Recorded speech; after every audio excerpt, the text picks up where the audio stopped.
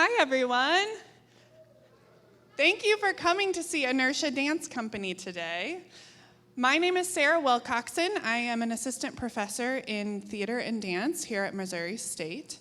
I am the director of Inertia Dance Company this year. Inertia has been in existence through the Department of Theater and Dance for the past several decades. It has gone through several different reiterations through different directors. This is my first year directing the company, and my goal has been to connect the company's work to the public affairs mission, which is not foreign to Inertia Dance Company. It has done that in the past, but that has been really what I want to do with the company. So this year, they have worked on two major projects, workshops in schools through the Any Given Child project. Randy Russell, our local representative, is here. Could you give a wave? So you'll hear a little bit more about that work through what they'll present, the students will present to you. And then you'll have a chance to ask some questions about that, and Randy has graciously agreed, if you have any specific questions about Any Given Child, to answer some of those for you as well. And then the other project is more geared towards performance rather than workshops. So they're working on a dance performance. They'll tell you, I'll just let the students tell you. You don't want to hear from me. You want to hear from the people who are really doing it. So I think that's important to also note. I'm just the director. I have a very administrative role in the company, but the creative minds are really the students. So everything that you'll see on stage today and hear on stage today is from our theater and dance students. They're all dance majors at Missouri State University. So this is really special. They have an awesome opportunity to build leadership skills through Inertia Dance Company, creative problem-solving skills, choreography skills, all kinds of things. And you'll have a chance to talk to them a little bit at the end, too, through the Q&A and ask them about their specific experiences. So I want to mostly just stay out of it and let you hear from the people who really know what's going on. So with that in mind, Inertia Dance Company.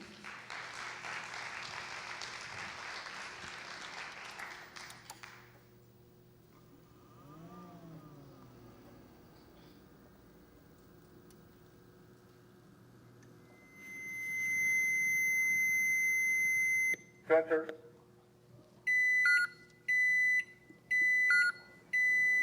Okay, ready?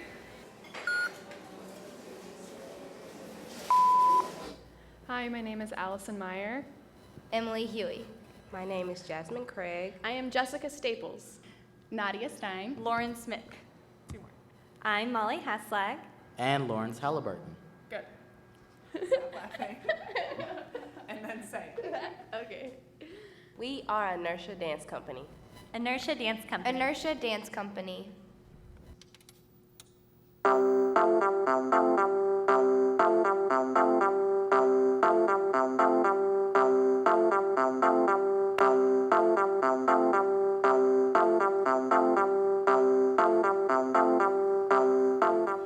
For the past few months, we've been working with the Kennedy Center's program, Ensuring the Arts for Any Given Child, to bring dance programming to kindergartners and first graders in the Springfield public school system. The goal of Any Given Child is to create access, equity, and resources in arts education programs for kindergarten through 8th grade students. Although the initiative comes from the Kennedy Center, Springfield has a local office that helps tailor unique programming for our community. With the local office's help and guidance, we developed a proposal for a workshop about choreography.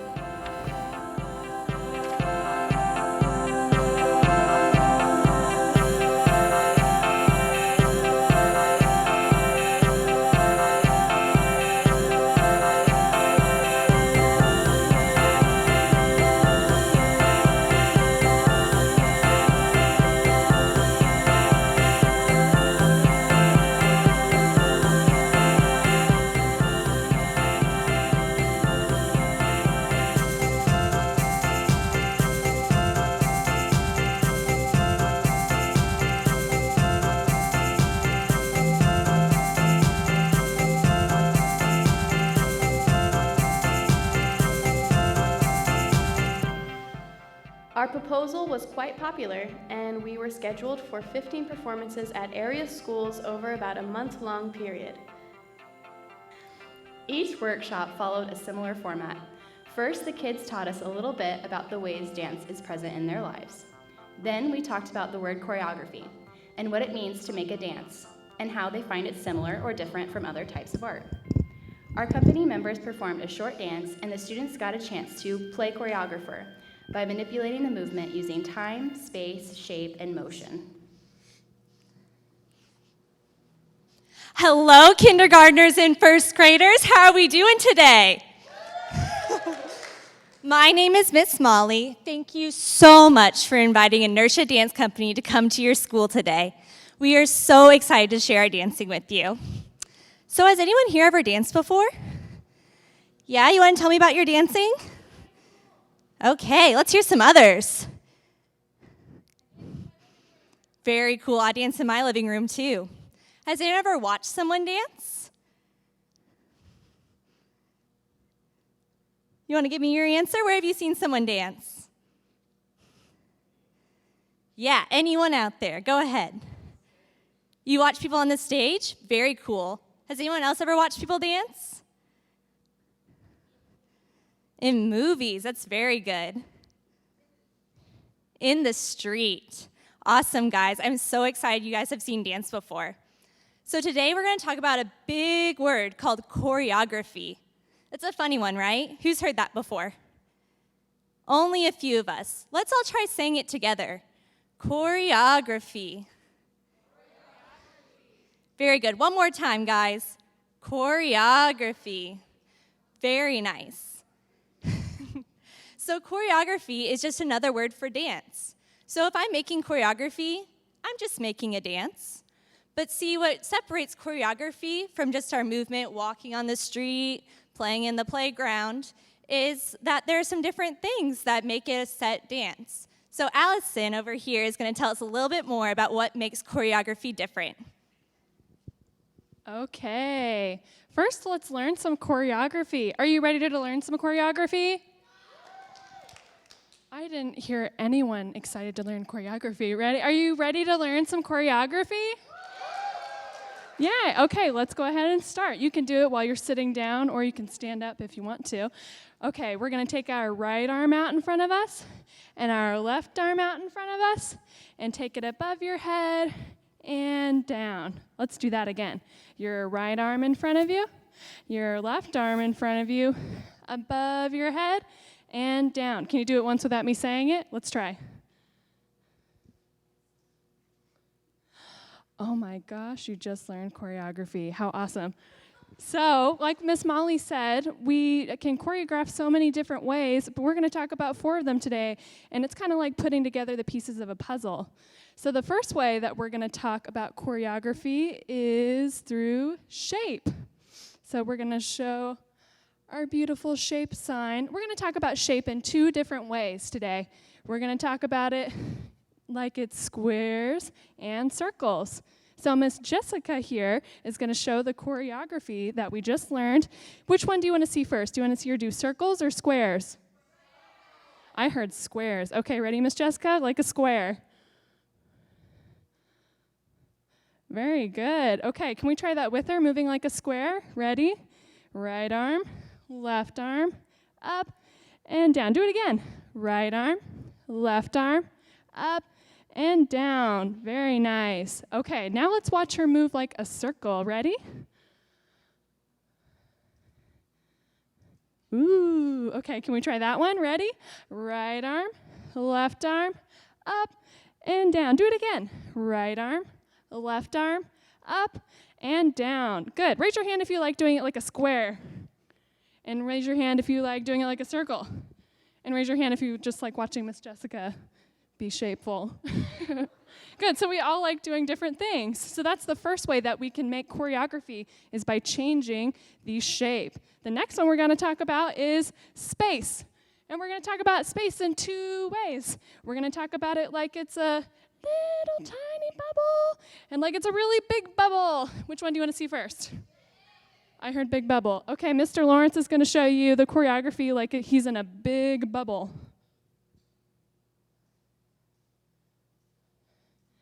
Very nice. Let's try that, okay? Right arm, left arm, up and down. Again, right arm, left arm, and down. It kind of looks like you're riding a roller coaster from here. Okay, good. Now let's see Mr. Lawrence do it in a teeny tiny bubble.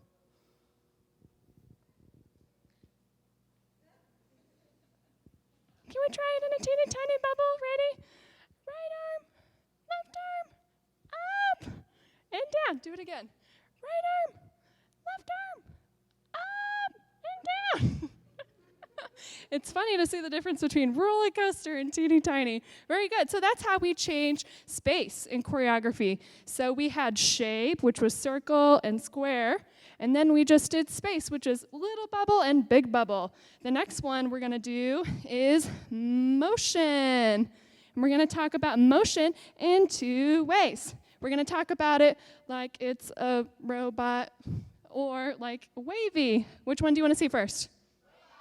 Robot. We always like robot first, kindergarten and first graders, don't we? Okay, Miss Jessica, let's see it like a robot.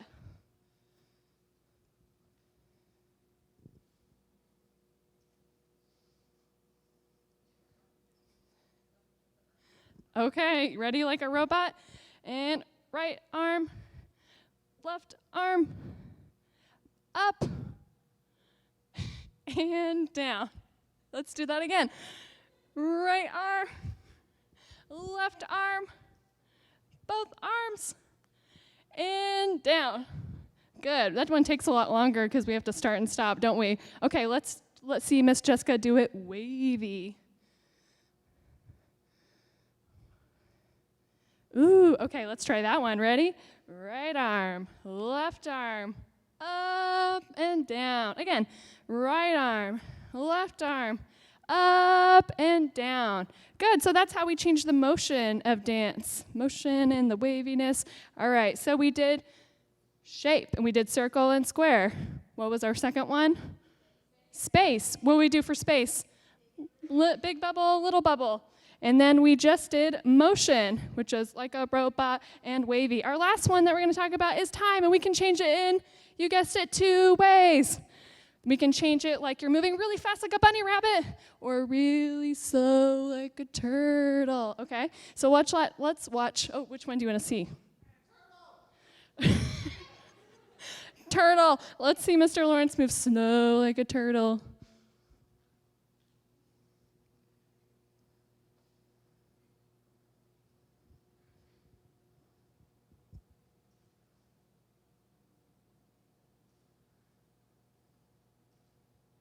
Okay, ready? Let's try it slow like a turtle.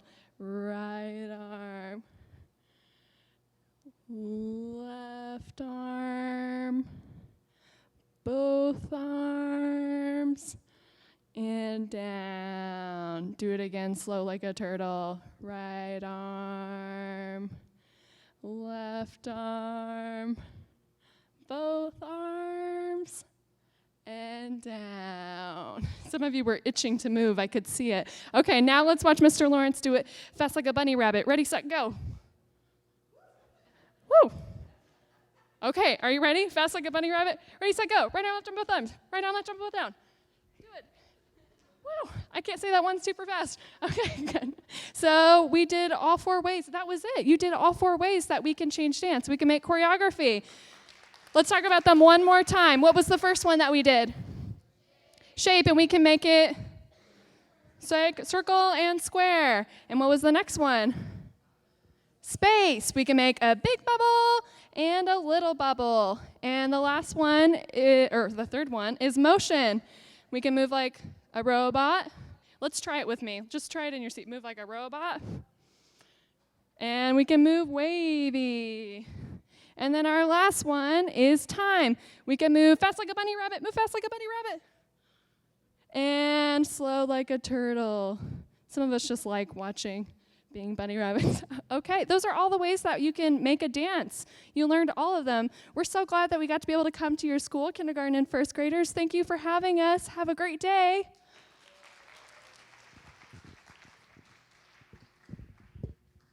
Our work in schools is only half of Inertia Dance Company.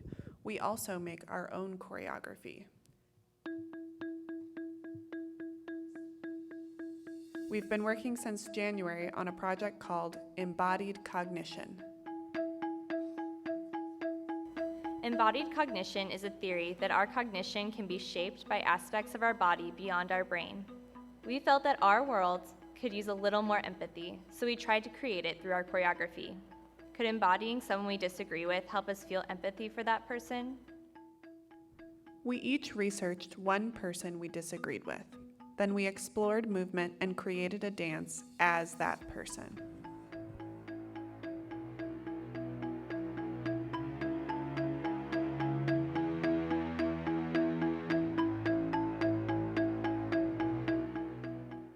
First, we had to do 2 gestures as our person.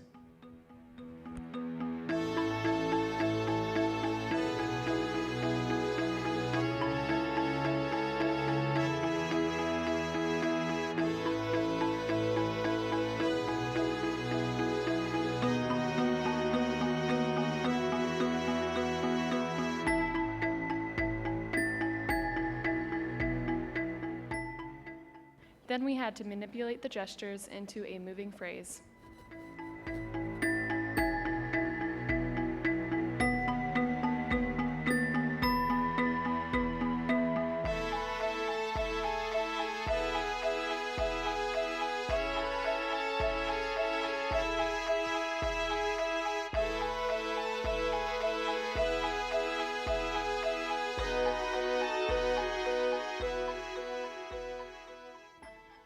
We did several improvisations exploring movement as our person. We considered the thoughts or emotions that guide their decisions, and we thought about their best qualities.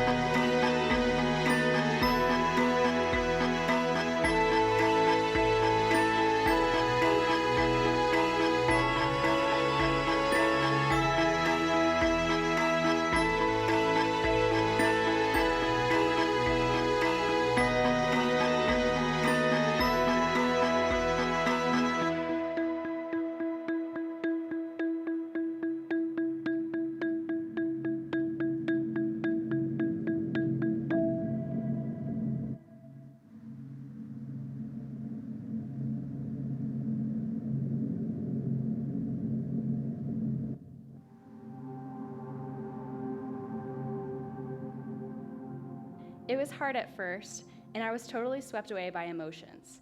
Emotions for a country, for a home, pride, importance, leadership. It became so real to me. Moving with a person in mind truly does help you see them better, to know them, and to be able to sympathize with them. My body had a lot of smoothness and tension, pain and intensity, and a childlike quality of innocence. It's like he was stripped of his skin, and it was slipped onto my own. We never know what a person has been through, and we never know the pain, and we never even try. So this is me trying.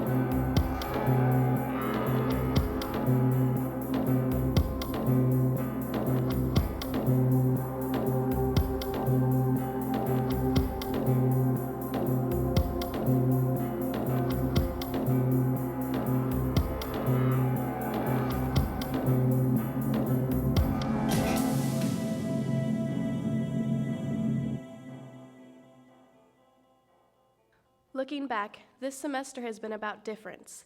In fact, embracing difference is one of the things I love about dance.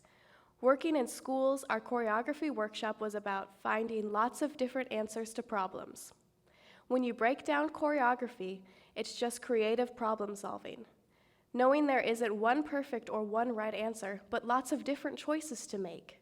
And our choreographic project, the Empathy Experiment, is about embodying difference. People and perspectives different from our own.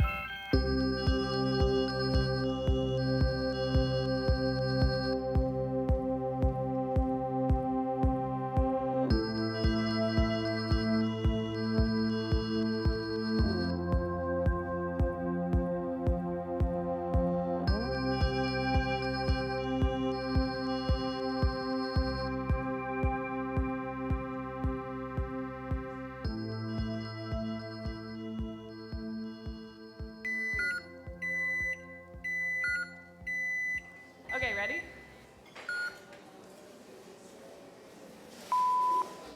Hi, my name is Allison Meyer. Emily Huey.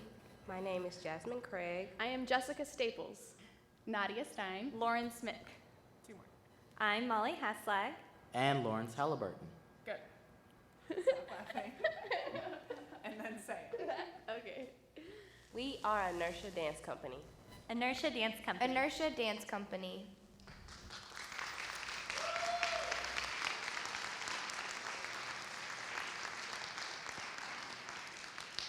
Okay, thank you everyone.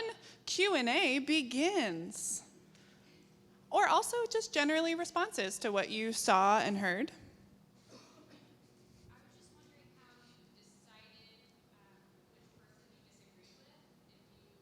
Allison, will you go grab that mic? So the question was wondering how you decided which person you agree with. Disagree with. Well, that's the point of the thing, isn't it? Good. I can volunteer myself for Go that. for it. I had a hard time deciding because I think there's so many people that we disagree with in recent times, you know, and I didn't want to go with something that I was really disagreed with, so I chose someone that I know. I chose my roommate, who I love dearly, but we disagree often.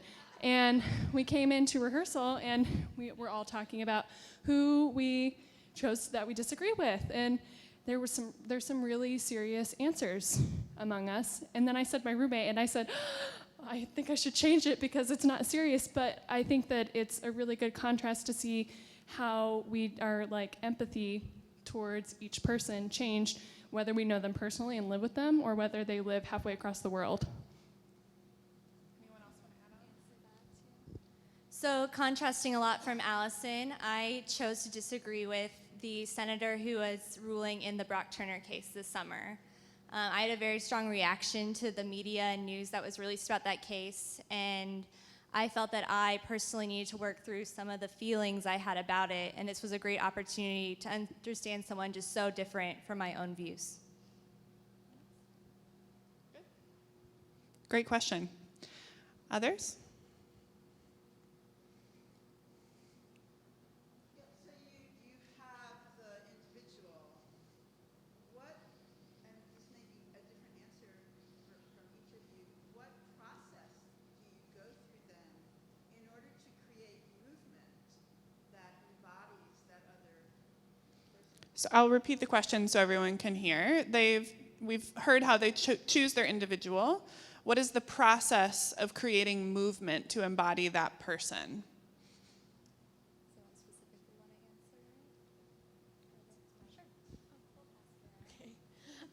Sarah gave us prompts when we were starting our improv, but personally, mine was about my brother, because we've been disagreeing lately. So personally, I physically, unlike some of the other dancers, I physically put myself in his body and I acted like him, and I did things that he does on a daily basis. And then from there, I thought about the reasons he does what he does and how it's not as bad as I think and how it's out of love. And so then that's what came out of my dancing. I chose Saddam Hussein as my person that I disagreed with. And so in order to put movement on my own body from him, I watched videos, watched gestures of what he did, listened to him talking, and then from there I kind of developed a movement vocabulary. And I would say part of it was just a mental putting myself in his shoes, like what was his child like, or what was childhood like? What, potentially what was his family like? Why does he act in certain ways? What is his religious beliefs? Why does he act the way that he does? Or, why do I disagree with him in that regard? So that all was a huge factor. It's more than just movement. It's really analyzing a person and then reflecting how you would move or how you would act in that same circumstance. So that's how I created my movement phrase. Hi. I remember Sarah gave us one specific prompt, and you asked us to think about a positive trait that they had and put ourselves in their body and see all the things that led them to where they are in this moment and the group of people that I chose, I wanted to remain cold and distant, and I wanted to not understand them and just be mad at them. But going through that, I tapped deeper into my emotions of where my emotions were really coming from these people, and that really helped influence the way that I move as myself and how I move as them. So what I'm hearing is that there's a connection between the person they're studying and themselves. I think the theme is they didn't lose their individual identity in that process. So there may be something to that we're discovering. Any other questions? While we're on this vein of the embodied cognition project or the other, yep. Why is movement so important to understanding empathy? Great.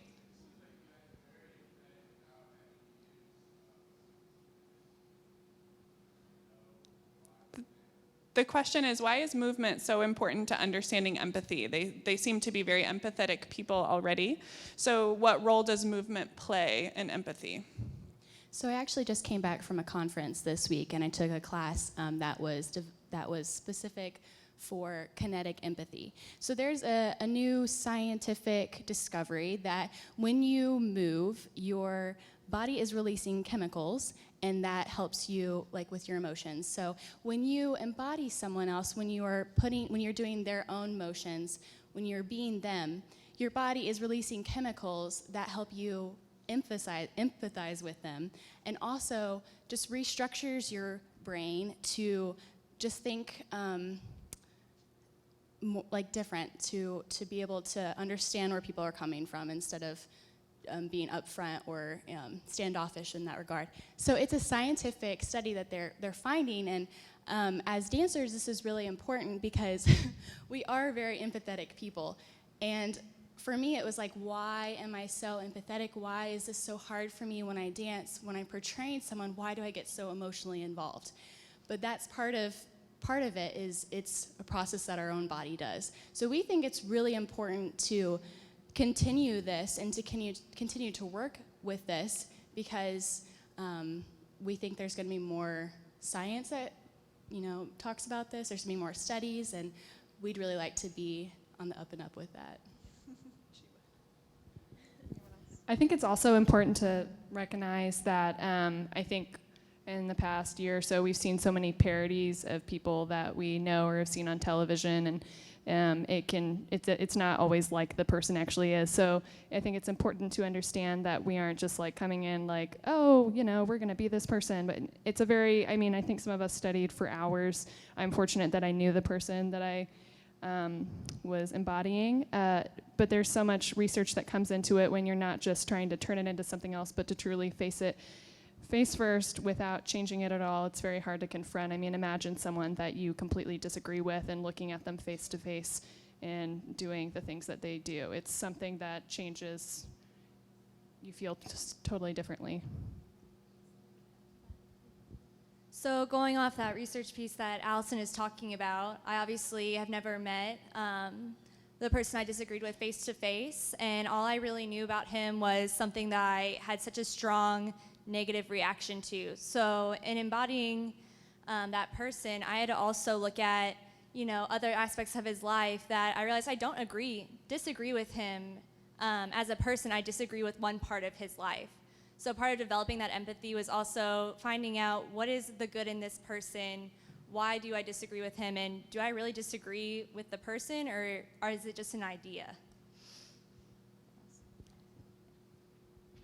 And at the end of the day, I still disagree with the person that I'm embodying. I think that's really important to note.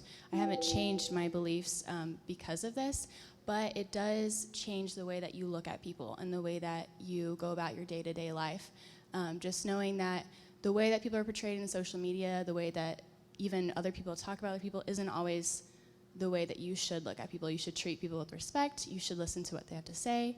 And that's a huge part. That's what we've learned from this experiment. So. Great. What did you learn from the kids? What I learned from the kids is that they definitely are our future. that is so cliche, but it is true. I saw so much of myself in so many of those kids, and it was like, whoa, this was me when I was smaller than I am.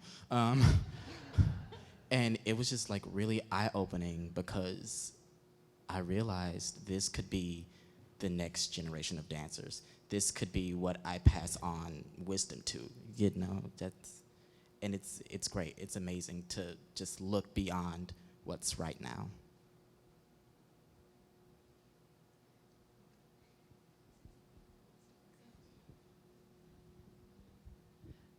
It was very fun.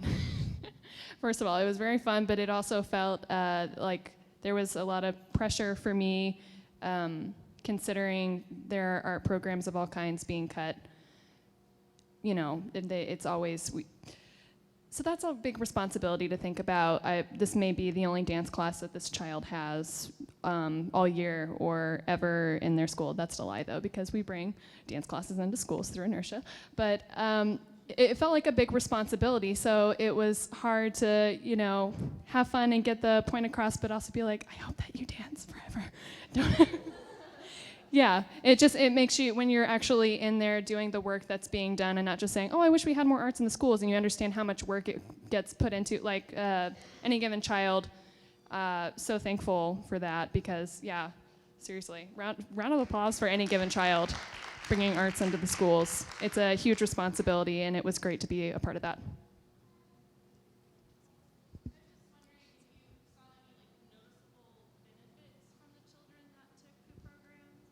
Any noticeable, the question is, did you see any noticeable change or benefits from the children that participated in our workshops?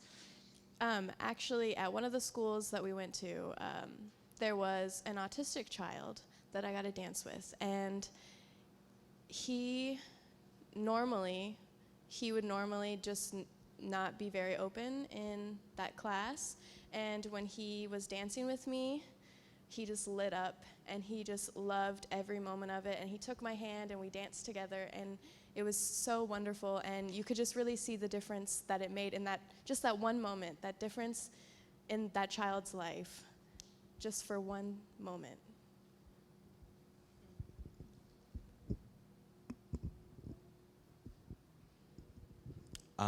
The boys specifically, little boys they just like to be little boys, you know. I don't know what that means, but I assume you know. But they just like to stick together and they like to be clickers. So they're like, oh, yeah. But they saw us dance and they kind of came out of that. They kind of became their own individuals for a while, you know, and they were like, okay, this is cool. I can do this without being judged by my little kindergarten, first grade friends, you know.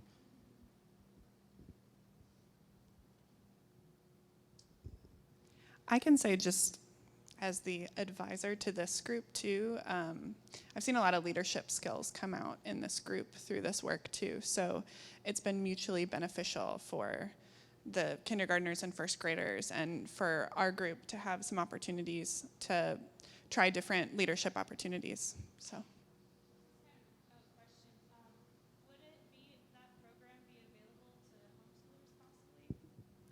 Let's talk after.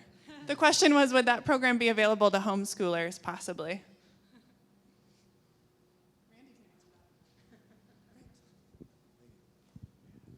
Mostly I want to take the opportunity to thank not only Sarah, who initiated this call and used this vehicle to bring the dancers, but the students themselves. This is one of the best things we can do for children in schools, is to introduce them to people who in reality are really not that much older than they are. It's very nice for kids to see other people who are young as opposed to people who have been doing different things for a long, long time. Next month, all of our 8th graders, the entire 8th grade classes, 2,000 some odd students, will come to MSU. They will see the dance performance in the spring. The nicest part of that is that you have the same thing. You have a talk back where students will be talking to 8th graders who are even closer in age to the college people they're looking at. And we're trying to do a number of things there, trying to make sure that kids understand why it's important to go to school, why it's important to look at college as a possibility, what you can do and what you can learn.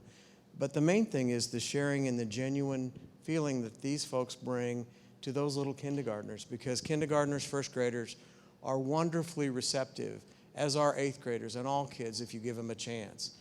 Any Given Child is a Kennedy Center initiative.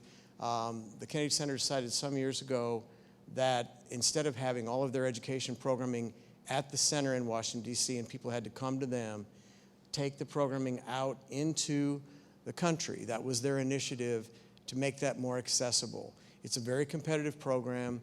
Springfield was the second place chosen in the United States. First place wasn't really part of the competitive, so we were actually the first place chosen because of the collaborative nature of our arts programming, our student population, and all of the individuals who help and work very hard to bring arts to children in our schools. We're very, very lucky here. And so, and when you find things being, perhaps being changed around us, we have to make sure that we stick to what we have established, what we've worked so hard. But it's the young people who I assume maybe will be in the dance concert next month, the young people here, the professors that are so giving and caring to provide all of this. Any Given Child brings over $125,000 worth of donated services, no cost whatsoever to the school district, to those children, and it will definitely change their lives. So thank you very much. Oh, and the question about homeschool. The question about homeschool is any of our programming can be accessed by both parochial schools and private schools, homeschools, depending on the size of the venue. So the 8th grade programming, for example, it's very difficult for us to invite other schools outside the public schools because we can't hardly fit everybody in the 4 performance times we have. But in some instances, we can make arrangements to have people come to the venues if we have room. So you can call my office, which is at the Creamery, and I'd be glad to try to help you with that. Just look it up on the web. Thank you. Thank you, Randy.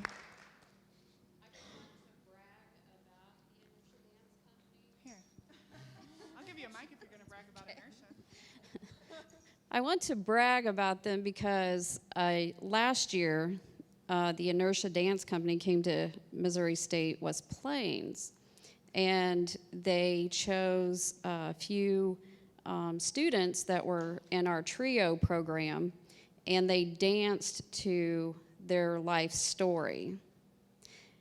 And I just want to say that it's amazing how some of those students found healing from watching you dance to their life story. Now, all of us left crying after you all performed, but they watched your motions, and we were trying to figure out which ones you were dancing to because we knew the students. But some of them we could pick out, but the healing that came afterwards was amazing. So I appreciate everything you guys do.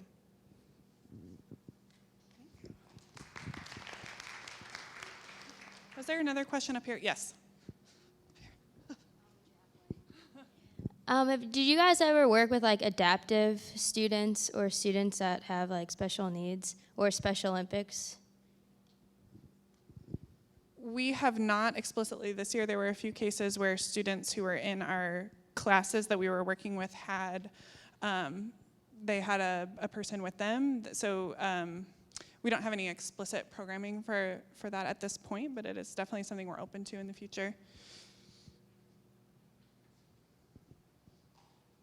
Other questions? I'll just dance my way down the stairs. Color choices. Go Bears. Go Bears. Go Bears without being too explicit about it.